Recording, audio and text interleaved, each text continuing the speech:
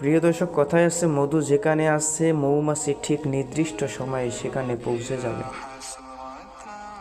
বলছি লালমনিরহাট জেলার ঐতিহ্যবাহী প্রাচীনতম প্রতিষ্ঠানের কথা, যাকে সবাই মাদ্রাসা জমিয়ত তালিমুল কোরআন ও কিসামাত চরিতাবাড়ি মাদ্রাসা বলে চিনে থাকে। বিশেষভাবে জানা যায় মাদ্রাসাটি মৃত মোহাম্মদ আবদুল্লাহ আল আউয়াল সরকারের মাধ্যমে প্রতিষ্ঠিত হয়। এরপর ওনার সুযোগ্য পুত্র সাইকুল হাদিস আল্লামা জৈনুল আবেদিন সাহেবের মাধ্যমে এই পর্যন্ত চলে আসে, যাকে সবাই বড় হুজুর নামেই চিনে থাকেন। প্রিয় দর্শক, জানা যায় উনি একজন লালমনিরহাট জেলার প্রবীণ এবং সকলের এই মুরব্বী, আর ওনার হাত ধরেই এইভাবে প্রতিষ্ঠানটি এই পর্যন্ত চলে আসছে।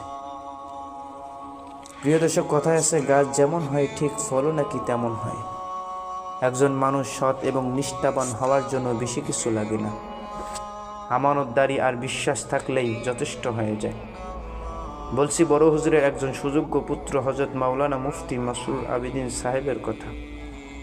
মেধা এবং পরিশ্রমের মাধ্যমে উনি একটি ফুলের বাগান নির্মাণ করেন, যাকে সবাই তালিমুল কোরআন একাডেমি নামেই চিনে থাকেন। প্রিয় দর্শক, জানা যায় কিন্ডারগার্টেন শাখাটি 1 বছরে ছাত্র সংখ্যা বাড়িয়ে প্রায় এখন উন্নতির দ্বার প্রান্তে ছুটে চলছে। আরও জানা যায় কিন্ডারগার্টেন শাখাটিতে ছাত্রছাত্রীর বেড়ে যাওয়ার কারণে জায়গার সংকট দেখা দিচ্ছে। শুধু তাই না, হিসাব নিকাশ সব উন্নত সফটওয়্যারের মাধ্যমে করে বলে বিষয়টি জানানো হয়। প্রিয় দর্শক, সর্বোপরি বলবো, মানুষের মধ্যে সৎ আর সততা থাকলেই এভাবে মানুষের কল্যাণমূলক কাজ এবং মানুষের পাশে থাকাটা অসম্ভব কিছু নয়, যা তিনি আধুনিক যুগে এসেও অশ্লীল আর ফিতনার যুগে এসে তা তিনি দেখিয়ে দিয়েছে।